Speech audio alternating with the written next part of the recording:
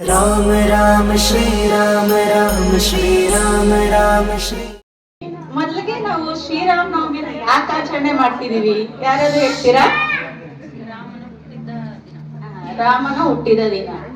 So Rama ಯಾರು ಅಂದ್ರೆ, ಕೆಲವರೆಲ್ಲ ರಾಮ ದೇವ್ರು, ಅದಕ್ಕೆ ನಾವು ಪೂಜೆ ಮಾಡ್ತೀವಿ ಅಂತೀವಿ. ರಾಮ ದೇವ್ರು ನಿಜ, ಬಟ್ ಅವರು ಮರ್ಯಾದಾ ಪುರುಷೋತ್ತಮ. ಪುರುಷೋತ್ತಮ ಅಂದ್ರೆ ಪುರುಷರಲ್ಲಿ ಶ್ರೇಷ್ಠವಾದವನು ಮರ್ಯಾದಾ ಪುರುಷೋತ್ತಮ. ಮರ್ಯಾದಾ ಪುರುಷೋತ್ತಮ ಅಂತ ಯಾಕೆ ಹೇಳ್ತಾರೆ ಅಂದ್ರೆ, ಆ ಶ್ರೀರಾಮನು ನಮ್ಮೆಲ್ಲರಿಗೂ ತಿಳಿಸ್ಕೊಡೋದಕ್ಕಂತಾನೆ ಅವತಾರ ಮಾಡಿದ. ಯಾವಾಗ ಧರ್ಮ ಅನ್ವಾದಿತಿ ಪಡ್ತಾ ಇದೆ ಅಂತ ಗೊತ್ತಾಯ್ತು, ರಾಕ್ಷಸತ್ವ ಎಲ್ಲ ಹೆಚ್ಚಿಗೆ ಆಗ್ತಾ ಇದ್ದಾಗ, ಶ್ರೀರಾಮ ಅಂದ್ರೆ ಮಹಾವಿಷ್ಣು ಶ್ರೀರಾಮನ ರೂಪದಲ್ಲಿ ಅವತಾರ ಮಾಡ್ತಾನೆ ಭೂಮಿ ಮೇಲೆ. ಸೊ ಚಿಕ್ಕ ಮಕ್ಕಳು ಆಗಿರ್ಬೋದು, ದೊಡ್ಡವರಾಗಿರ್ಬೋದು, ಅಥವಾ ಮದ್ವೆ ಆದವರು, ವಯಸ್ಸಾದವರು, ಎಲ್ಲರೂ ಅಂದ್ರೆ ನಮ್ಮಂತಹ ಮಾನವರು ಜೀವನನ ಹೇಗೆ ನಡೆಸ್ಬೇಕು, ಹೇಗೆ ಗೌರವ ಕೊಡ್ಬೇಕು, ಚಿಕ್ಕ ಮಕ್ಕಳಿಗೆ ದೊಡ್ಡವ್ರಿಗೆ ಗೌರವ ಕೊಡ್ಬೇಕು, ದೊಡ್ಡವ್ರಿಗೆ ಹೇಗೆ ಚಿಕ್ಕವ್ರನ್ನ ಲಾಲನೆ ಪಾಲನೆ ಮಾಡ್ಬೇಕು ಅನ್ನೋದನ್ನ ಹೇಳ್ಕೊಡೋದಕ್ಕೋಸ್ಕರನೇ, ಮತ್ತೆ ನಮಗೆ ಧರ್ಮನ ಮರುಸೃಷ್ಟಿ ಮಾಡೋದಕ್ಕೋಸ್ಕರ ಶ್ರೀರಾಮ ಅವತಾರ ಮಾಡಿದ. ಸೊ ಶ್ರೀರಾಮ ವಿಷ್ಣುವಿನ ಅವತಾರ. ಆದ್ರೆ ಅದಕ್ ಮುಂಚೆ ಎಷ್ಟೋ ಅವತಾರಗಳೆತ್ತಿದ್ದಾರೆ.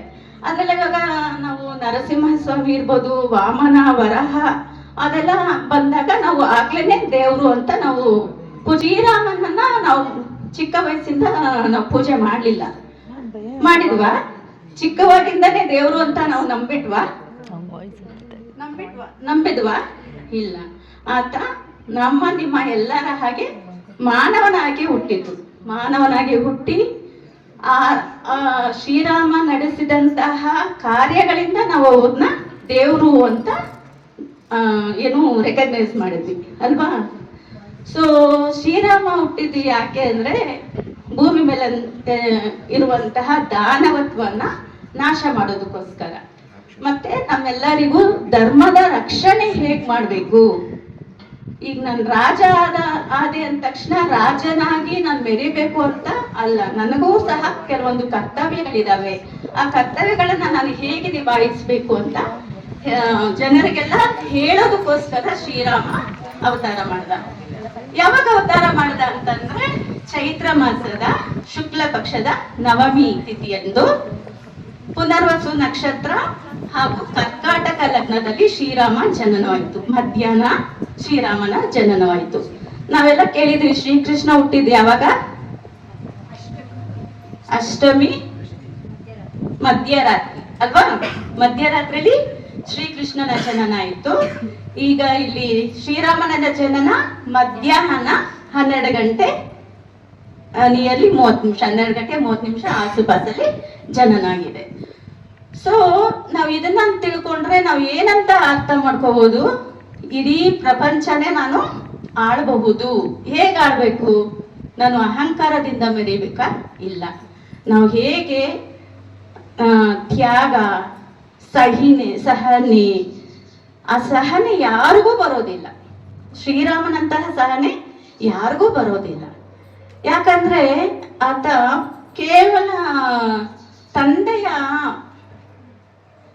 ಕೇವಲ ತನ್ನ ತಂದೆಯ ಮಾತು ನಡೆಸ್ಕೊಡೋದಕ್ಕೋಸ್ಕರ 14 ವರ್ಷ, 1-2 ಅಲ್ಲ, 14 ವರ್ಷ ವನವಾಸಕ್ಕೆ ಹೋಗಿದ್ದಾನೆ.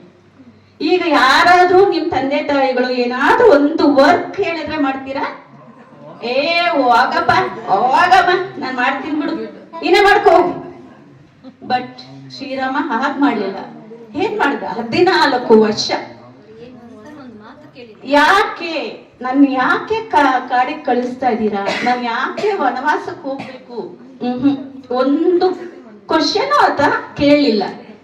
ಏನು? ನಾನ್ ಕಾಡಬೇಕು, ಹೋಗ್ಬೇಕು, ಆಯ್ತು ಹೋಗ್ತೀನಿ. ಯಾಕೆ ಅಂತ ಕೇಳಲೇ ಇಲ್ಲ. 14 ವರ್ಷ. ಯಾರಾದ್ರೂ 1-2 ದಿವಸ ನೀವು ನಿಮ್ಮ ಮಮ್ಮಿ ಡ್ಯಾಡಿ ನೀವು ಹೋಗು, ನಮ್ಮ ಮನೇಲಿ ಇರಬೇಡ ಅಂತ ಹೇಳಲ್ಲ. ನೀವು ಕಾಯ್ತಾ ಇರ್ತೀರಾ, ಹೇಳಿದ್ರೆ ಸಾಕು ಓಡೋಗ್ಬಿಡೋಣ ಎಲ್ಲನ ಅಂತ, ಅಲ್ವಾ? ಆದ್ರೆ ಇಲ್ಲಿ ನಾವು ಮುಖ್ಯವಾಗಿ ಮಂಥರನೇ ನಾನು ಅಲ್ಲಲ್ಲಿ ಸ್ವಲ್ಪ ಸ್ವಲ್ಪ ಹೇಳ್ತಾ ಇದ್ದೀನಿ, ಫುಲ್ ರಾಮಾಯಣ ಹೇಳ್ತಿಲ್ಲ, ಚೂರು ಅಲ್ಲೊಂಚೂರು ಇಲ್ಲೊಂಚೂರು ತಗೊಂತಾ ಇದ್ದೀನಿ ಅಷ್ಟೇ. ಶ್ರೀರಾಮನ್ಗೆ ಪಟ್ಟಾಭಿಷೇಕ ಆಗ್ಬೇಕು ಅಂತ ಅವತ್ತು ಫುಲ್ ಗ್ರ್ಯಾಂಡ್ ಸೆಲೆಬ್ರೇಷನ್. ಶ್ರೀರಾಮ ಹುಟ್ಟಿದ ತಕ್ಷಣ ಅವನು ಹೇಗ್ ಕಾಣ್ತಿದ್ದ ಅಂದ್ರೆ ಚಂದ್ರನ್ ತರ ಹೊಳಿತಿದ್ನಂತೆ. ಸೊ ಎಲ್ಲಾರ್ಗು ಆಸೆ, ರಾಮ ಅಂದ್ರೆ ಸಾಕು, ಎಲ್ಲಾರ್ಗು ಆಸೆ. ಏನ್ ಮಾಡ್ತಾರೆ, ಅವ್ರಿಗೆ ಮದ್ವೆ ಆಯ್ತು, ಎಲ್ಲ ಆಯ್ತು, ಪಟ್ಟಾಭಿಷೇಕ ಮಾಡ್ಬೇಕು ಅಂತ ಎಲ್ಲ ರೆಡಿ ಮಾಡ್ತಿದ್ದಾರೆ. ನಿಮ್ಮೆಲ್ಲರಿಗೂ ಗೊತ್ತಲ್ವಾ, ದಶರಥ ರಾಜನ್ಗೆ 3 ಏನು ವೈಫ್ಸ್ ಅಂದ್ರೆ ಹೆಂಡತಿರು. ಆ 3 ಹೆಂಡತಿರಲ್ಲಿ ಕೌಸಲ್ಯ ದೊಡ್ಡೋಳು, ನೆಕ್ಸ್ಟ್ ಕೈಕೇಯಿ, ಆಮೇಲೆ ಸುಮಿತ್ರ. ಸೊ ಕೌಸಲ್ಯ ಮಗನಾಗಿ ಹುಟ್ಟಿದ್ದು ರಾಮ. ಈ ರಾಮ ಕೌಸಲ್ಯ ಮಗನ ಆದ್ರೂನು ಯಾರ ಹತ್ರ ಜಾಸ್ತಿ ಬೆಳೆದಿದ್ದು ಅಂದ್ರೆ ಕೈಕೇಯಿ ಹತ್ರನೇ. ಕೈಕೇಯಿಗೆ ರಾಮ ಅಂದ್ರೆ ತನ್ನ ಮಗ ಭರತನಿಗಿಂತ ಹೆಚ್ಚು ಆಸೆ. ಭರತ ಸ್ವಂತ ಮಗ ಆದ್ರೂನು ರಾಮನ್ನ ಅವಳು ಎಷ್ಟು ಇಷ್ಟಪಡ್ತಿದ್ಲು ಅಂದ್ರೆ ಭರತನ ಅಳ್ತಿದ್ರು ಮಗುನ್ ಪಕ್ಕದಲ್ಲಿ ಇಟ್ಬಿಟ್ಟು ರಾಮನ ಕಂಬಿಯಲ್ಲಿ ಹಾಕೊಂಡು ಅಷ್ಟು ಮುದ್ದು ಮಾಡ್ತಿದ್ಲು. ಒಂದ್ಸಲ ರಾಮನ್ಗೆ ಚಂದ್ರ ಬೇಕು ಅಂತ ಹಠ ಮಾಡ್ತಾನೆ. ಎಲ್ಲಾರು ಅವನ್ಗೆ ಚಿಕ್ಕ ಮಗು ಇದ್ದಾಗ ಎತ್ಕೊಂಡು ಮುದ್ದು ಮಾಡಿ ಏನ್ ಮಾಡಿದ್ರು ಆಗೋದಿಲ್ಲ, ಯಾರಿಗೂ ಐಡಿಯಾ ಬರಲ್ಲ. ಆಗ ಕೈಕೇಯಿ ಏನ್ ಮಾಡ್ತಾಳೆ, ಒಂದು ಹರಿವಾಣದಲ್ಲಿ ಮೀನ್ಸ್ ದೊಡ್ಡ ಕಟ್ಟೆಯಲ್ಲಿ ನೀರು ತುಂಬಿಸ್ಬಿಟ್ಟು ಅದ್ರಲ್ಲಿ ಚಂದ್ರಬಿಂಬ ತೋರಿಸ್ತಾಳೆ. ಅಂದ್ರೆ ಅಷ್ಟು ರಾಮಗೋಸ್ಕರ ನಾನು ಏನ್ ಬೇಕಾದ್ರೂ ಮಾಡ್ಬೋದು ಅಂತ ಅಷ್ಟು ಸ್ಟ್ಯಾಂಡ್ ಆಗಿರ್ತಾಳೆ ರಾಮನ್ ಜೊತೆಗೆ. ಅಂತ ಕೈಕೇಯಿಗೆ ಒಂದು ದಾಸಿ ಅಂದ್ರೆ ರಾಣಿಯರ್ಗ ಸೇವೆ ಮಾಡ್ಕೊಂಡಿರ್ತಾರಲ್ಲ ಅವ್ರಿಗೆ ದಾಸಿ ಅಂತಾರೆ. ಅವಳ ಹೆಸರು ಮಂಥರೆ. ಅವಳು ಕೈಕೇಯಿ ಚಿಕ್ಕ ವಯಸ್ಸಿಂದನೂ ಲಾಲನೆ ಪಾಲನೆ ಮಾಡ್ಕೊಂಡ್ ಬಂದಿರ್ತಾಳೆ. ಸೊ ಕೈಕೇಯಿಗೆ ಮಂಥರೆ ಅಂದ್ರೆ ತಂದೆ ತಾಯಿಗಿಂತ ಹೆಚ್ಚು ಪ್ರೀತಿ. ಸೊ ಏನ್ ಮಾಡ್ತಾಳೆ, ಬರ್ತಾಳೆ, ಫುಲ್ಲು ಏನು ಸೆಲೆಬ್ರೇಷನು. ಬೆಳಿಗ್ಗೆ ಆದ್ರೆ ಸಾಕು ರಾಮನ ಪಟ್ಟಾಭಿಷೇಕ, ಎಲ್ಲಾ ಜನರಿಗೂ ಫುಲ್ ಖುಷಿ. ನಮ್ ದಶರಥ ಮಹಾರಾಜ ಆದ ತಕ್ಷಣ ರಾಮ ನಮ್ಗೆಲ್ಲ ರಾಜ ಆಗ್ತಾರೆ ಅಂತ ಫುಲ್ ಎಕ್ಸೈಟ್ಮೆಂಟ್ ಅಲ್ಲಿ ಇರ್ತಾರೆ. ಆ ಟೈಮ್ನಲ್ಲಿ ಮಂತ್ರ ಬಂದ್ಬಿಟ್ಟು ಏನ್ ಮಾಡ್ತಾಳೆ, ಫುಲ್ ಕೋಪ ಬಂದ್ಬಿಡುತ್ತೆ. ಎಲ್ಲಿ ನೋಡು ಏನು ವಿಜಯೋತ್ಸವ, ಹಾಡುಗಳು, ಡ್ಯಾನ್ಸು, ಏನು ಎಲ್ಲರಿಗೂ ನೈಟ್ ಎಲ್ಲ ನಿದ್ದೆ ಮಾಡೋದಿಲ್ಲ. ಸೆಲೆಬ್ರೇಷನ್ ಅಲ್ಲಿ ಅಷ್ಟು ಮುಳುಗೋಗಿರ್ತಾರೆ. ಸೀದಾ ಹೋಗ್ಬಿಟ್ಟು ಕೈಕೇಯಿ ಮನೆಯಲ್ಲಿ ಅಂದ್ರೆ ಎಲ್ಲರಿಗೂ ಒಂದೊಂದು ರೂಮ್ ಇರುತ್ತೆ ಅಲ್ವಾ, ರಾಣಿಯರಿಗೆಲ್ಲ. ಸೊ ಕೈಕೇಯಿ ರೂಮ್ ಹೋಗ್ಬಿಟ್ಟು ಅಲ್ಲಿರಂತ ಮೀನ್ಸ್ ಡೆಕೋರೇಷನ್ ಎಲ್ಲ ಇಟ್ಟಿರ್ತಾರಲ್ಲ ಎಲ್ಲ ತೆಗ್ದು ಬಿಸಾಕ್ತಾಳೆ.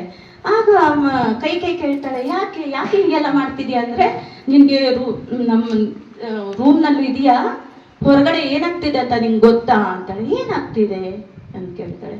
ಏನಂತ ಗೊತ್ತಿಲ್ವಾ, ರಾಮನಿಗೆ ಬೆಳಿಗ್ಗೆ ಆದ್ರೆ ಪಟ್ಟಾಭಿಷೇಕ ಅಂತಾಳೆ. ಅವಳಿಗೆ ಫುಲ್ಲು ಖುಷಿ. ಎಲ್ಲಾರು ಕರೀತೆ, ನನಗೆ ರೆಡಿ ಮಾಡ್ರಿ, ಬೆಳಿಗ್ಗೆ ನಾನು ರಾಮನಿಗೆ ಪಟ್ಟಾಭಿಷೇಕ ಇದೆ, ನಾನೇ ಎಲ್ಲ ಅವನಿಗೆ ಮಂಗಳ ಸ್ನಾನ ಎಲ್ಲ ಮಾಡಿಸ್ಬೇಕು ಅಂತ ಎಕ್ಸೈಟ್ಮೆಂಟ್ ಆಗ್ತಾಳೆ. ಆಗ ಮಂಥರೆ ಹೇಳ್ತಾಳೆ, ನಿನ್ಗೇನು ಒಂದು ಚೂರಾದ್ರೂ ಬುದ್ಧಿ ಇದೆಯಾ? ನಿನ್ ಮಗ ಯಾರು, ಭರತನಿಗೆ ರಾಜ್ಯ ಪಟ್ಟಾಭಿಷೇಕ ಕಟ್ಟೋದ್ ಬಿಟ್ಬಿಟ್ಟು ರಾಮನ ಪಟ್ಟಾಭಿಷೇಕ ಮಾಡ್ತಾ ಇದ್ದಾರೆ ಅಂತಂದ್ರೆ ನೀನ್ ಅಷ್ಟು ಖುಷಿ ಪಡ್ತಾ ಇದೆಯಲ್ಲ. ಹೋಗ್ಲಿ, ನಿನಗೆ ಯಾರಾದ್ರೂ ಇವತ್ತು ರಾಮನ ಪಟ್ಟಾಭಿಷೇಕ ಅಂತ ಹೇಳಿದಾರಾ? ಇಲ್ಲ, ನಂಗೆ ಗೊತ್ತಿಲ್ಲ, ನೀನ್ ಹೇಳಿದಕ್ಕೆ ಗೊತ್ತಾಯ್ತು. ನೋಡು, ನಿನ್ನ ರಾಮ ಪಟ್ಟಾಭಿಷೇಕನೇ ಆಗ್ತಿಲ್ಲ, ಆಗ್ಲೇ ನಿನ್ಗೆ ಅಂದ್ರೆ ಯಾರು ಕೇರ್ ಮಾಡ್ತಾ ಇಲ್ಲ. ಇನ್ನ ರಾಮನೇ ರಾಜ ಆಗೋಗ್ಬಿಟ್ರೆ ನೀನ್ ಯಾರಾದ್ರೂ ಕೇರ್ ಮಾಡ್ತಾರ ಅಂತಾರೆ. ಅವಾಗ ಅವಳು ಅದಕ್ಕೂ ಇದ್ ಮಾಡೋದಿಲ್ಲ. ಇಲ್ಲ ಪರವಾಗಿಲ್ಲ ಬಿಡು, ನಾನು ಕೌಸಲ್ಯನೂ ನಂತರನೇ, ಸುಮಿತ್ರನು ನಂತರನೇ. ಸೊ ಯಾರು ಹೇಳಿಲ್ಲ ಅಂದ್ರೂ ಪರವಾಗಿಲ್ಲ, ಮಗನ ಪಟ್ಟಾಭಿಷೇಕಕ್ಕೆ ತಾಯಿ ಯಾರಾದ್ರೂ ಇನ್ವೈಟ್ ಮಾಡ್ಬೇಕಾ, ನಾ ಹೋಗ್ತೀನಿ ಅಂತಾಳೆ. ಅವಾಗ ಅವಳು ಬ್ರೈನ್ ವಾಶ್ ಮಾಡಿ ಇಲ್ಲ, ಭರತನಿಗೆ ಪಟ್ಟಾಭಿಷೇಕ ಕಟ್ಟೋಕೆ ನೀನ್ ಮಾಡ್ಲೇಬೇಕು ಅಂತಾಳೆ. ಅಷ್ಟೊತ್ತಿಗೆ ಅವಳಿಗೂ ಎಲ್ಲ ಮೈಂಡ್ ಡೈವರ್ಟ್ ಆಗ್ಬಿಡುತ್ತೆ. ಆಗ್ಬಿಟ್ಟು ಏನ್ ಮಾಡ್ತಾಳೆ, ಅವಾಗೆಲ್ಲ ಒಂದು ಕೋಣೆ ಇರ್ತಾ ಇತ್ತು. ಕೋಣೆ ಒಂದು ರೂಮ್, ಏನಕ್ಕೆ ಕೋಪ ಮಾಡ್ಕೊಂಡ್ರೆ ಒಂದು ರೂಮ್, ಖುಷಿ ಪಟ್ಟ ಒಂದು ರೂಮ್, ಆಯ್ತಾ, ರಾಣಿಯರಿಗೆ. ಇವಾಗೆಲ್ಲ ನೀವು ಸ್ಟಡಿ ರೂಮು, ಲಿವಿಂಗ್ ರೂಮ್, ಆ ರೂಮ್, ಡ್ರೀಮ್ ರೂಮ್ ಅಂತಾರಲ್ಲ, ಆಗ ದೊಡ್ಡ ಅರಮನೆ. ದಶರಥನಿಗೆ ಸುಮಾರು ಜನ ಮೀನ್ಸ್ ವೈಫ್ಸ್ ಇರ್ತಾರೆ, ಅದ್ರಲ್ಲಿ ಮೂವರು ಮಾತ್ರ ಇಂಪಾರ್ಟೆಂಟ್ ಮಹಾರಾಣೀಸ್. ಸೊ ಏನ್ ಮಾಡ್ತಾಳೆ, ಕೈಗೆ ಕೋಪ ಬಂದ್ಬಿಟ್ಟಿದ್ದಾನ. ಸೊ ಏನ್ ಮಾಡ್ತಾಳೆ, ಕೋಪದ ರೂಮ್ಗೆ, ಆಂಗ್ರಿ ರೂಮ್, ಓಕೆ, ಆ ಕೋಪದ ರೂಮ್ಗೆ ಹೋಗ್ತಾಳೆ. ಆ ಕೋಪದ ರೂಮ್ಗೆ ಹೇಗೆ ಹೋಗ್ತಾಳೆ ಅಂದ್ರೆ, ಫುಲ್ಲು ಬ್ಲಾಕ್ ಕಲರ್ ಬಟ್ಟೆ, ಕೂದಲೆಲ್ಲ ತೆಗೆದುಕೊಂಡ್ಬಿಡ್ತಾಳೆ, ಒಡವೆ ಎಲ್ಲ ತೆಗೆದು ಬಿಸಾಕ್ತಾಳೆ, ಮೀನ್ಸ್ ಸಿಂಧೂರ ಎಲ್ಲ ಹೊರಿಸ್ಕೊಂಡು ಹೋಗ್ಬಿಟ್ಟು ನೆಲದಲ್ಲಿ ಮಲಗ್ಬಿಡ್ತಾಳೆ. ಅಲ್ಲೂ ಎಲ್ಲ ರೂಮ್ಸ್ ನಲ್ಲಿ ಹೇಗೆ ಬೆಡ್ಸ್ ಎಲ್ಲ ಇರುತ್ತೆ, ಬಟ್ ಅವಳು ಏನ್ ಮಾಡ್ತಾಳೆ, ನೆಲದಲ್ಲಿ ಮಲಗ್ತಾಳೆ. ಒಂದೊಂದ್ ಹತ್ರ ಒಂದೊಂದು ಒಡವೆ ಬಿದ್ದಿರುತ್ತೆ. ಸೊ ದಶರಥ ಬರ್ತಾನೆ, ಹೇಳ್ ಕಳಿಸ್ತಾಳೆ. ಯಾಕಂದ್ರೆ ದಶರಥ ಬಂದು ಕರಿಬೇಕಲ್ಲ, ಇವಾಗ ಬೆಳಿಗ್ಗೆ ಹೋಗ್ಬೇಕಂದ್ರೆ. ಸೊ ದಶರಥ ಬರ್ತಾನೆ, ಬಂದು ನೋಡಿದ್ರೆ ಸೇವಕಿರ ಹೇಳ್ತಾರೆ, ಈ ತರ ಕೋಪ ಮಾಡ್ಕೊಂಡು ರೂಮ್ಗೆ ಹೋಗ್ಬಿಟ್ಟಿದ್ದಾರೆ ಅಂತ. ಹೋಗ್ ಬಂದ್ರೆ ಕೈ ಅಂತ ಕರೆದ್ರೆ, ಎಲ್ಲಿ ಕೈ ಕೆಳಗಡೆ ಮಲಗ್ಬಿಟ್ಟಿದ್ದಾಳೆ. Black colour ಹಾಕೊಂಡಿದ್ದಾಳೆ, ಕೂದಲೆಲ್ಲ ಬಿಟ್ಕೊಂಡಿದ್ದಾಳೆ. ಎಲ್ಲಿ ಮಾ ಏನಾಯ್ತು, ಯಾಕಿಗಿದೆಯಾ, ಎದ್ದೇಳು, ಬೆಳಗ್ಗೆ ಆದ್ರೆ ರಾಮನಿಗೆ ಪಟ್ಟಾಭಿಷೇಕ, ನಿನ್ನ ಮುದ್ದಿನ ಮಗ ಅಲ್ವಾ, ಎಲ್ಲರಿಗಿಂತ ಮುದ್ದು ಕೈಗೆ ರಾಮ ಅಂದ್ರೆ, ನಿನ್ನ ಮುದ್ದಿನ ಮಗನಿಗೆ ಪಟ್ಟಾಭಿಷೇಕ, ಎದ್ದೇಳು ಅಂದ್ರೆ ರೆಸ್ಪಾನ್ಸೇ ಮಾಡೋದು. ಫುಲ್ಲು ಕೋಪ ಬಂದ್ಬಿಡುತ್ತೆ. ನೀನು ಯಾರನ್ನ ಕೇಳಿ ರಾಮನ ಪಟ್ಟಾಭಿಷೇಕ ಮಾಡ್ತಿದೀಯ, ನನಗೇನಂತ ಹೇಳ್ದ, ನನಗದೆಲ್ಲ ಗೊತ್ತಿಲ್ಲ. ನೀನು ನನಗೆ 2 ವಾರ ಕೊಡ್ತೀನಿ ಅಂತ ಹೇಳಿದ್ಯಾ, ಆ ವಾರ ಇವಾಗ ನೀನ್ ಕೊಡ್ಲೇಬೇಕು ಅಂತ. ಯಾಕೆ ಕೈಗೆ 2 ವಾರ ಅಂದ್ರೆ, ದಶರಥ ರಾಜ ಏನು ದೇವರು ಮತ್ತೆ ದಾನವರಿಗೆ ಯುದ್ಧ ಮಾಡುವಾಗ ಅಷ್ಟು ಪವರ್ ಯಾರಿಗೆ, ದಶರಥನಿಗೆ. ದಶರಥ ಅಂದ್ರೆ 10 ರಥಗಳು ಮಾಡದಂತ, ಅಂದ್ರೆ 10 ರಥಗಳಲ್ಲಿ ರಾಜರು ಬಂದು ಅವನ್ನ ಸೋಲಿಸಿದ್ರು ಎಲ್ಲಾ ದಿಕ್ಕುಗಳಿಂದ ಅವನು ಫೈಟ್ ಮಾಡೋ ಸಾಮರ್ಥ್ಯ ಅವನಿಗಿರುತ್ತೆ. ಸೊ ಅವನಿಗೆ ದಶರಥ ಅಂತ ಹೆಸರಿರುತ್ತೆ. ಆ ದಶರಥ ಒಂದ್ಸಲ ಯುದ್ಧಕ್ಕೆ ಹೋದಾಗ ಕೈಕೇಯನ್ನು ಕರ್ಕೊಂಡು ಹೋಗಿರ್ತಾರೆ. ಆವಾಗ ಏನ್ ಮಾಡ್ತಾಳೆ, ದಶರಥನ ಸ್ವಲ್ಪ ಗಾಯ ಆಗುತ್ತೆ. ಕೈಕೆ ಏನ್ ಮಾಡ್ತಾಳೆ, ಆ ಟೈಮ್ ನ ತಪ್ಪಿಸ್ಬೇಕು ಅಂತ ಅವಳು ಕುದುರೆನ ಹಿಡಿದು ಬಿಟ್ಟು, ಮೀನ್ಸ್ ಸಾರಥಿ ಗಾಯ ಆಗಿರುತ್ತೆ ಅಂತ ಕುದುರೆನ ಮೀನ್ಸ್ ಸಾರಥ್ಯನ ತಗೊಂಡು ದಶರಥನ ಎಸ್ಕೇಪ್ ಮಾಡ್ಕೊಂಡ್ ಬಂದಿರ್ತಾನೆ. ಆಗ ಹೇಳಿರ್ತಾಳೆ, ನಿನಗೆ 2 ವಾರ ಕೊಡ್ತೀನಿ ಅಂತ. ಬೋರ್ ಹೊಡಿದ್ಯಾ, ನಿಲ್ಲಿಸ್ಬಿಡಲ್ಲ. ಸೊ ಅವಾಗ 2 ವಾರ ಕೊಟ್ಟಿರೋದ್ರಿಂದ ಆ 2 ವಾರ ಈಗ ಯುಟಿಲೈಸ್ ಮಾಡ್ಕೊಂತಿದ್ದಾಳೆ. 1 ವಾರ ಏನಂದ್ರೆ, ಭರತನಿಗೆ ಪಟ್ಟಾಭಿಷೇಕ ಕಟ್ಬೇಕು. ಏನ್ ಮಾಡ್ಬೇಕು, ಭರತ. ಯಾರಿಗೆ, ಭರತ ಯಾರು, ಕೈಕೆ ಮಗ ಅಂದ್ರೆ ಸ್ವಂತ ನನ್ನ ಮಗನಿಗೆ ಪಟ್ಟಾಭಿಷೇಕ ಕಟ್ಬೇಕು. ಅಷ್ಟೇ ಬಿಡ್ಬೋದಿತ್ತಲ್ಲ, 2ನೇ ವಾರ ಬೇರೆ ಏನಾದ್ರು ಕೇಳ್ಬೋದಾಗಿತ್ತು. ಯಾಕೆ 14 ವರ್ಷ ವನವಾಸಕ್ಕೆ ಹೋಗ್ಬೇಕು ಅಂತ ಹೇಳಿದ್ರು? ಪಾಯಿಂಟ್ ಆಗುತ್ತಲ್ಲ, ಎಲ್ಲರಿಗೂ ಯೋಚನೆ ಆಗುತ್ತೆ. 1 ವರ್ಷ ಕಳಿಸ್ಬೋದಿತ್ತು, 2 ವರ್ಷ ಕಳಿಸ್ಬೋದಿತ್ತು. ಯಾಕೆ 14 ವರ್ಷ ನೀವು ವನವಾಸಕ್ಕೆ ಹೋಗ್ಬೇಕು ಅಂದ್ರೆ, ಹಿಂದಿನ ಕಾಲದಲ್ಲಿ 12 ವರ್ಷ ಮುಖ ನೋಡ್ಕೊಂಡಿಲ್ಲ ಅಂದ್ರೆ, ಒಬ್ಬರ ಜೊತೆಗೆ ಇನ್ನೊಬ್ರು ಮಿಂಗಲ್ ಆಗಿಲ್ಲ ಅಂದ್ರೆ ಸಂಬಂಧ ಕಳ್ಕೋಬಹುದು, ಆ ತರ ಇತ್ತು. ಅರ್ಥ ಆಯ್ತಾ?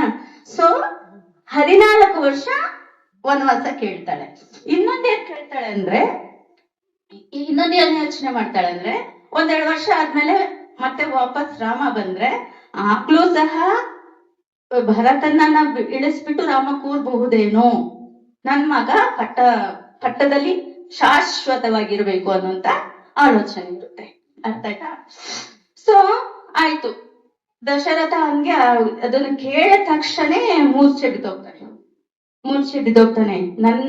ಯಾಕೆ ಅಂದ್ರೆ, ಹಾರ್ಟ್ ಬಿಟ್ ಹೇಗೆ ನಮ್ಗೆ ಲಬ್ ಡಬ್ ಅಂತ ಹೊಡ್ಕೊಂತಿದೆ, ದಶರಥನಿಗೆ ರಾಮ ರಾಮ ರಾಮ ರಾಮ ಅಂತ ಹೊಡ್ಕೊಳುತ್ತೆ. ಅಂದ್ರೆ ಅಷ್ಟು ಪ್ರೀತಿ ರಾಮ ಅಂದ್ರೆ. ಯಾಕಂದ್ರೆ ಸುಮಾರು ವರ್ಷ ಮುದುಕಾಗೋಗ್ಬಿಟ್ಟಿರ್ತಾನೆ ದಶರಥ, ಆಗ ರಾಮ ಹುಟ್ಟಿರೋದು. ಓಕೆ, ಸೊ ಈಗ ರಾಮನ್ನ ವನವಾಸ ಕಳಿಸ್ಬೇಕಂದ್ರೆ ನನ್ನ ಹಾರ್ಟ್ ಬಿಟ್ಟೇ ಹೋಗ್ಬಿಡುತ್ತೆ. ಈಗ ಲಬ್ಡಬ್ಬ ಅನ್ನೋದು ನಿಲ್ಸೋಗ್ಬಿಟ್ರೆ ನೀವೇನು ಉಸಿರಾಡಕ್ಕಾಗುತ್ತಾ? ನೋ. ಹಾಗೆ ಅದು ಅವ್ನಿಗೆ ಹೇಗೆ ಕಿವಿಗ್ ಬಿತ್ತು ಅಂದ್ರೆ, 14 ವರ್ಷ ವನವಾಸ ಕಳಿಸ್ಬೇಕು ಅನ್ನೋದು ಹೇಗೆ ಕಿವಿಗ್ ಬಿತ್ತು ಅಂದ್ರೆ, ಗುಡುಗು ಸಿಡಿಲು ಮುಂಚೆ ಎಲ್ಲ ಅವನ ಮೇಲೆ ಹಾದಂಗೆ ಈ ದೊಡ್ಡ ಗುಡುಗು ಬಂದ್ರೆ ಬಾಳೆ ಮರ ಹೇಗೆ ಕೆಳಗಡೆ ಬೀಳುತ್ತೆ ಅಲ್ವಾ, ಹಾಗೆ ದಶರಥ ಕೆಳಗಡೆ ಬೀಳುತ್ತಾನೆ. ಅದ ಕೈಗೆ ಏನು ಮ್ಯಾಟರ್ ಆಗಲ್ಲ, ನನ್ ಗಂಡನಿಗೆ ನೋವಾಗಿದೆ ಮ್ಯಾಟರ್ ಇಲ್ಲ, ನಂದೇನು ನನ್ ಮಗ ಸ್ಟ್ರಾಂಗ್ ಆಗಿರ್ಬೇಕು, ನನ್ ಮಗ ಗಟ್ಟಿಯಾಗಿರ್ಬೇಕು. ಆಮೇಲೆ ಸೇವಕರು ಹೋಗಿ ರಾಮನ ಕರೀತಾರೆ. ರಾಮನ ಬರ್ತಾನೆ, ಯಾಕಂದ್ರೆ ಅಮ್ಮನಿಗಿಂತ ಹೆಚ್ಚು, ಚಿಕ್ಕಮ್ಮ ಆದ್ರೂ ಅಮ್ಮನಿಗಿಂತ ಹೆಚ್ಚು. ಕೌಸಲ್ಯ ಎತ್ತಿರೋದಷ್ಟೇ, 99% ಕೈಗೆ ಹತ್ರನೇ ಅವ್ನು ಬೆಳೆದಿರೋದು. ಓಕೆನಾ? ಸೊ ಬರ್ತಾನೆ, ಬಂದ್ರೆ ನೋಡಿದ್ರೆ ಅಪ್ಪ ಬಿದ್ದ್ಬಿಟ್ಟಿದ್ದಾನೆ. ಏನು ತಲೆ ಚಕ್ಕರ್ ಹೊಡೆದು, ಅಂದ್ರೆ ಹೃದಯನೇ ಆಘಾತ ಆದಂತ ಸೌಂಡ್ ಕೇಳ್ಬಿಟ್ಟು ಅವನು ಬಿದ್ದೋಗಿದ್ದಾನೆ. ಬಂದ ತಕ್ಷಣ ಯಾಕೆ ಚಿಕ್ಕಮ್ಮನ ಕರೀಲ, ಅಮ್ಮ ಯಾಕೆ ಅಪ್ಪ ಇಲ್ಲಿ ಮಲಗಿದ್ದಾರೆ? ಇಲ್ಲ, ಅವರು ಸ್ವಲ್ಪ ರೆಸ್ಟ್ ಮಾಡ್ತಿದ್ದಾರೆ, ಹೇಳೋದಿಲ್ಲ, ಏನು ಹೇಳೋದಿಲ್ಲ, ರೆಸ್ಟ್ ಮಾಡ್ತಿದ್ದಾರೆ. ಓಕೆ, ಯಾಕೆ ಹೀಗಾಯ್ತು? ಏನ್ ದುಃಖ ಇದೆ? ಕಣ್ಣಲ್ಲಿ ನೀರ್ ಬರ್ತಾ ಇದೆ, ಯಾರಿಗೆ? ದಶರಥನಿಗೆ. ಕಾಲ ಹತ್ರ ಕೂತಿದ್ದಾರೆ. ಯಾಕೆ ಅಪ್ಪ ಯಾಕೆ ಅಳ್ತಿದ್ದಾರೆ? ಏನ್ ಕಾರಣ ಅಂತ ಕೇಳಿದಾಗ, ಏನು ಇಲ್ಲ, ನಾನು 2 ವರ ಕೇಳಿದೆ ಅಷ್ಟೇ, ಈಗ ನಿನ್ನ ಕೈನಲ್ಲಿದೆ. ಯಾಕಂದ್ರೆ ಈ ಸೂರ್ಯ ವಂಶದಲ್ಲಿ ಹುಟ್ಟಿರುವಂತವ್ರು, ನಿಮಗೆ ಗೊತ್ತಿರ್ಬೋದು, ಸತ್ಯ ಹರಿಶ್ಚಂದ್ರ, ಅಂದ್ರೆ ಸತ್ಯಕ್ಕೆ ಕೊಟ್ಟ ಮಾತಿಗೆ ಸ್ಟ್ಯಾಂಡ್ ಆಗಿರ್ಬೇಕು. ಅಂತ ವಂಶದಲ್ಲಿ ಹುಟ್ಟಿರುವಂತಹ ರಾಮನ ತಂದೆ ದಶರಥ ಈಗ 2 ತೋಣಿಯಲ್ಲಿ ಕಾಲಿಟ್ಟಿದ್ದಾರೆ ಅಂತಾರಲ್ಲ ಹಾಗೆ. ಈಗ ರಾಮನ ಕಳಿಸ್ಬಾರ್ದು, ಅಯೋಧ್ಯೆಯಲ್ಲೇ ಇಟ್ಕೊಂಡು ಪಟ್ಟಾಭಿಷೇಕ ಮಾಡ್ಬೇಕು ಅಂದ್ರೆ ಕೊಟ್ಟ ಮಾತು ತಪ್ಪದಂಗಾಗುತ್ತೆ. ಮೊದ್ಲೇ ಹೇಳ್ಬಿಟ್ಟಿದ್ದಾನೆ, ನೀನ್ ಯಾವಾಗಾದ್ರೂ ಕೇಳು, 2 ವರ ಕೊಟ್ಬಿಡ್ತೀನಿ ಅಂತ. ಸೊ ಆ ವರ ಕೊಡ್ಲೇಬೇಕು, ಮಾತು ಕೊಟ್ಬಿಟ್ಟಿದ್ದಾನೆ. ಇಲ್ಲ ಮಾತು ತಪ್ಪಿದ್ರೆ ಸ್ವರ್ಗ ಇಲ್ಲ, ನರಕ. ಈ ತರ 2 ಸುವಿಧಿಯಲ್ಲಿ ಸಿಕ್ಕಾಕೊಂಡ್ಬಿಟ್ಟು ಅವನ್ ಏನ್ ಮಾಡ್ತಿದ್ದಾನೆ, ಯೋಚನೆ ಮಾಡಿದಾನೆ. ಆ ಕಡೆ ರಾಮನ್ ಕಳ್ಸಕ್ಕಾಗಲ್ಲ, ಕೊಟ್ಟಿರೋ ಮಾತನ್ನ ತಪ್ಪಕ್ಕಾಗೋದಿಲ್ಲ. ಸೊ ಆಗ ಏನ್ ಮಾಡ್ತಾರೆ, ಅವನೇನು ಮಾತಾಡಕ್ ಆಗ್ತಾ ಇಲ್ಲ, ಫುಲ್ಲು ಬರೀ ನೀರು, ಕಣ್ಣಲ್ಲಿ ನೀರು ಅಷ್ಟೇ, ಅಷ್ಟು ವೇದನೆ ಆಗ್ತಾ ಇದೆ. ಹಂಗ ಅರ್ಥ ಆಗ್ಬಿಟ್ಟಿದೆ, ಈಗ ರಾಮ ನಾನ್ ಹೇಳಿಲ್ಲ ಅಂದ್ರುನು ನಾನ್ ಮಾತು ಕೊಟ್ಟಿದ್ದೀನಿ ಅಂದ್ರೆ ಅದನ್ನ ನಡೆಸ್ಕೊಂತಾನೆ ಅಂತ ಅರ್ಥ ಆಗ್ಬಿಟ್ಟಿದೆ. ನನ್ನ ಪ್ರಾಣ ನನ್ನಿಂದ ಹೋಗ್ತಾ ಇದೆ, ದೂರ ಹೋಗ್ತಾ ಇದೆ ಅಂತ ಅರ್ಥ ಮಾಡ್ಕೊಂಡು ಕಣ್ಣಲ್ಲಿ ನೀರು ಬರ್ತಾನೆ ಇದೆ. ಸೊ ಚಿಕ್ಕಮ್ಮ ಹೇಳಿದ ತಕ್ಷಣ, ಅಷ್ಟೇನಾ? ಬರೀ 14 ವರ್ಷ ಅಷ್ಟೇನಾ? ಆಯ್ತು, ನಾ ಹೋಗ್ತೀನಿ. ಏನು ಮಾತಾಡಲ್ಲ, ಅಪ್ಪನ ಕಾಲ್ಗೆ ಕೈ ಮುಗಿತಾನೆ, ಚಿಕ್ಕಮ್ಮನಿಗೆ ಕಾಲ್ ಮುಗಿತಾನೆ ಅಷ್ಟೇ. ಬರ್ತಾನೆ, ಬಂದ್ಬಿಟ್ಟು ಎಲ್ಲೋಗ್ತಾನೆ? ಕೌಸಲ್ಯ ಹತ್ರ ಹೋಗ್ತಾನೆ. ಕೌಸಲ್ಯ ಯಾರು? ರಾಮನ ತಾಯಿ. ಕೌಸಲ್ಯ ಹತ್ರ ಹೋಗಿ ಕಾಲ್ ಮುಗಿತಾನೆ. ಅಮ್ಮ ನನಗೆ ಆಶೀರ್ವಾದ ಮಾಡು. ಏನು ಹೇಳಲ್ಲ, ಅಮ್ಮ ನನಗೆ ಆಶೀರ್ವಾದ ಮಾಡು. ಆ ತಾಯಿ ಕೌಸಲ್ಯ ಮಾತೆ ಇನ್ನ ಎಷ್ಟು ವರ್ಣಿಸ್ಬೇಕು ಗೊತ್ತಿಲ್ಲ. ಆಯ್ತು, ನೀನ್ ಅನ್ಕೊಂಡಿರೋ ಕೆಲ್ಸ ಆಗ್ಲಿ ಅಷ್ಟೇ. ಯಾಕೆ ಏನು ಕೇಳಲ್ಲ. ಆಕೆ ಗೊತ್ತೂ ಇಲ್ಲ ನನ್ ಮಗ 14 ವರ್ಷ ವನವಾಸಕ್ಕೆ ಹೋಗ್ತಾನೆ ಅಂತ. ಆದ್ರೂ ಆಯ್ತು, ನೀನ್ ಏನ್ ಅನ್ಕೊಂಡಿದ್ಯೋ ಅದನ್ನ ಸಾಧಿಸು, ಆಮೇಲೆ ಹೇಳ್ತೀನಿ ನಾನು 14 ವರ್ಷ ಹಿಂಗೆ ವನವಾಸಕ್ಕೆ ಹೋಗ್ತಾ ಇದ್ದೀನಿ ಅಂತ. ಆಗ ಅವಳಿಗೂ ಅದೇ ಯೋಚನೆ, ಅದೇ ನೋವು, ಆದ್ರೆ ಏನು ಹೇಳಲ್ಲ. ಅವಳಿಗೂ ಅಷ್ಟೇ ಬರೀ ಕಣ್ಣೀರು. ಯಾವಾಗ ರಾಮ ವನವಾಸಕ್ಕೆ ಹೋಗ್ತೀನಿ ಅಂತ ಗೊತ್ತಾಯ್ತು, ಅವನ ಪ್ರಾಣ ಸಖ ಯಾರು? ಲಕ್ಷ್ಮಣ. ಲಕ್ಷ್ಮಣ ಯಾರ ಮಗ? ಸುಮಿತ್ರೆಯ ಮಗ. ಸುಮಿತ್ರೆಗೆ ಎಷ್ಟು ಮಕ್ಕಳು? ಯಾರ್ಯಾರು? ಲಕ್ಷ್ಮಣ, ಶತ್ರುಘ್ನ.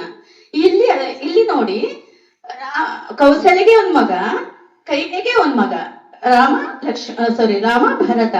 ಬಟ್ ಸುಮಿತ್ರೆಗೆ 2 ಮಕ್ಕಳು. ಸೌಮಿತ್ರಿ ಅಂದ್ರೆ ಲಕ್ಷ್ಮಣನಿಗೆ ಸೌಮಿತ್ರಿ ಅಂತ ಕರೀತಾರೆ, ಇನ್ನೊಂದು ಹೆಸರು. ಓಕೆ. ಆಮೇಲೆ ಶತ್ರುಘ್ನ. ಇಲ್ಲಿ ಯಾರು? ಲಕ್ಷ್ಮಣ ಯಾವಾಗ್ಲೂ ರಾಮನ್ ಜೊತೆಗೆ, ಭರತನ್ ಜೊತೆಗೆ ಶತ್ರುಘ್ನ. ಅವ್ರಿಬ್ರು 2 ಪೇರ್. ಏನ್ ಆಟ ಆಡ್ಬೇಕಾದ್ರು ಅವ್ರ ಜೊತೆ, ಏನ್ ಮಾಡ್ಬೇಕು ಅದ್ರ ಜೊತೆ. ಯಾವಾಗ ರಾಮ ಎಲ್ಲಾ ರಾಜನ ಒಡವೆಗಳನ್ನೆಲ್ಲ ಬಿಟ್ಬಿಟ್ಟು ನಾರ್ಮುಡಿ ಅಂದ್ರೆ ಏನು? ಈ ಋಷಿ ಮುನಿಗಳು ಧರಿಸ್ತಾರಲ್ಲ, ಖಾದಿ ಬಟ್ಟೆ ತರ, ನೋಡಿದಿರಲ್ಲ ಆ ತರ.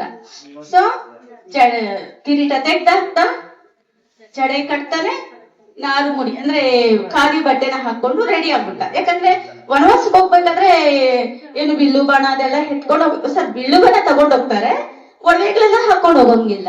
ಹಾಕೊಂಡು ಹೋಗಕ್ಕಾಗುತ್ತಾ? ಇಲ್ಲ.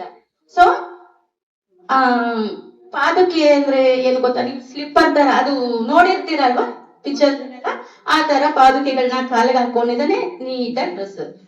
ಹಾಗೆ ಎಲ್ಲರಿಗೂ ಮಾಡ್ತನು ಅವನ್ ಫೇಸ್ ಅಲ್ಲಿ ಇರುವಂತಹ ಕಳೆ ಯಾವ ದೇವ್ರಿಗಿಂತ ಹೆಚ್ಚಿಗೆನೆ ಇರುತ್ತೆ, ಹಾಗೆ ಇರುತ್ತೆ. ಯಾವಾಗ ರಾಮ ಹೀಗ್ ರೆಡಿ ಆದ್ನೋ ಅದೇ ಅವತಾರದಲ್ಲಿ ಯಾರು ಬಂದಿದ್ದಾರೆ? ಲಕ್ಷ್ಮಣ. ಅವ್ರಿಗೆ ಯಾರು ಹೇಳಿಲ್ಲ ರಾಮನ್ ಜೊತೆ ಹೋಗುವಂತ, ಯಾರು ಹೇಳಲೇ ಇಲ್ಲ. ರಾಮ ಕಾಡಿಗೆ ಹೋಗ್ತಾನೆ ಅಂದ ತಕ್ಷಣ ಲಕ್ಷ್ಮಣ ಅದೇ ತರ ಬರ್ತಾನೆ. ಹಾಗೆ ಹೇಳ್ತಾನೆ, ಬೇಡ ಬೇಡ, ನಾನು ವನವಾಸಕ್ಕೆ ಹೋಗ್ತೀನಿ, ನೀನ್ ಇಲ್ಲೇ ಇರು ಅಂತ. ನೀನೇ ನನಗೆಲ್ಲ, ನನಗೆ ಅಪ್ಪ ಅಮ್ಮ ಯಾರು ಬೇಡ, ಏನೂ ಬೇಡ ನನಗೆ. ನೀನೊಬ್ಬನಿದ್ರೆ, ನೀನು ಪಾದ ಸೇವೆ ಮಾಡ್ಕೊಂಡಿದ್ರೆ ಸಾಕು, ಅದೇ ನನಗೆ ಸ್ವರ್ಗ ಅಂತ ಹೇಳ್ತಾರೆ. ಯಾರು? ಲಕ್ಷ್ಮಣ. ಸರಿ, ಲಕ್ಷ್ಮಣ ರಾಮ ರೆಡಿ ಆದ್ರು, ಸೀತೆನೂ ರೆಡಿ ಆಗಿದ್ದಾಳೆ. ರಾಮ ವನವಾಸಕ್ಕೆ ಹೋದಾಗ ಆಗ ಅವನ್ಗೆ ಬರೀ 16 ವರ್ಷ 17 ವರ್ಷ ಅಷ್ಟೇ ಇರುತ್ತೆ. ಇರುತ್ತೆ ಮೀನ್ಸ್ ನೀವೆಲ್ಲ 10th PUC ಆ ಏಜ್. ನೀವು ತಿಳ್ಕೊಂಡಿರ್ಬೋದು ರಾಮ ದೊಡ್ಡ ವಯಸ್ಸಾಗಿರ್ತಾನೆ, ಅವಾಗ ಹೋಗಿರ್ತಾನೆ ಅಂತೆಲ್ಲ, ಅದೆಲ್ಲ ಇಲ್ಲ. ಓಕೆ, ಆಗೆಲ್ಲ ಚಿಕ್ಕ ಚಿಕ್ಕ ಮಕ್ಕಳಿಗೆಲ್ಲ ಮದ್ವೆ ಆಗ್ತಿತ್ತು ಅದೇ ಪ್ರಾಬ್ಲಮ್ ಇವಾಗ. ಹಾ, ಸೊ ರಾಮ ಲಕ್ಷ್ಮಣ ಇಬ್ಬರು ರೆಡಿ ಆದ ತಕ್ಷಣ ಸೀತೆನೂ ಹೋದ್ಲು. ಸೊ ಹೀಗೆ ರಾಮಾಯಣ ನಡೀತಾ ಬರುತ್ತೆ. ರಾಮ ಲಕ್ಷ್ಮಣ ಇವರೆಲ್ಲ ಸೀತೆ ಎಲ್ಲ ವನವಾಸಕ್ಕೆ ಹೋಗೋಕೆ ಕಾಡಲ್ಲೇ ರಥದಲ್ಲೇ ಹೋಗ್ತಾರೆ. ಆಗ ಯಾರ್ಯಾರ ಜೊತೆಲಿ ಹೋಗಿರ್ಬೋದು ರಾಮನ ಹಿಂದೆ? ಯಾರ್ಯಾರು? ಸೀತೆ ಲಕ್ಷ್ಮಣ ಜೊತೆಲಿ ಹೋಗಿದ್ದವರು. ಅವನು ರಥಕ್ಕೆ ಹೋಗ್ತಾ ಇರುತ್ತಲ್ಲ, ಹಿಂದ್ಗಡೆ ಯಾರ್ಯಾರು ಹೋಗಿರ್ತಾರೆ? ಎಷ್ಟು ಜನ ಹೋಗಿರ್ಬೋದು? ಯಾರಾದ್ರೂ ಗೆಸ್ ಮಾಡ್ತೀರಾ?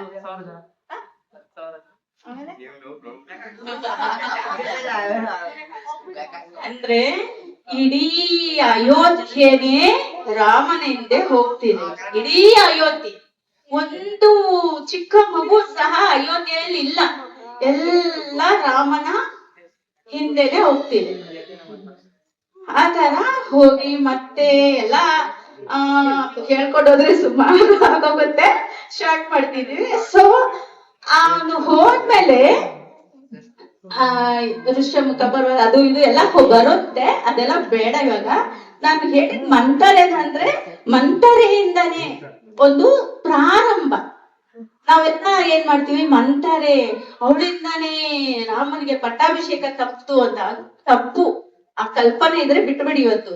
ಆ ಮಂತರೆಯಿಂದಾನೇ ರಾಮ ಪಟ್ಟಾಭಿಷೇಕ ಬಿಟ್ಬಿಟ್ಟು ಕಾಡ್ಗೋಗಿ ರಾವಣನಂತ ಅಹಂಕಾರಿಯನ್ನ ಕೊಂದ.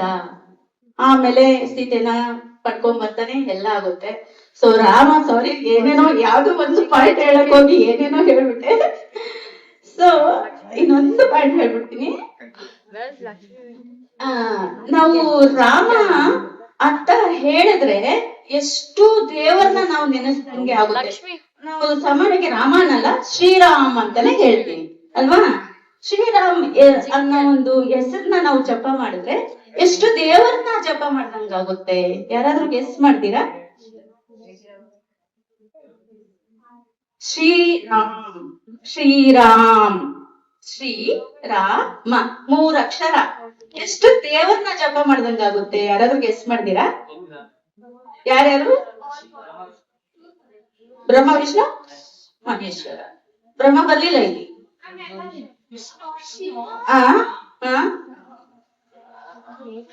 ಎಸ್, ವಿಷ್ಣು, ಶಿವ,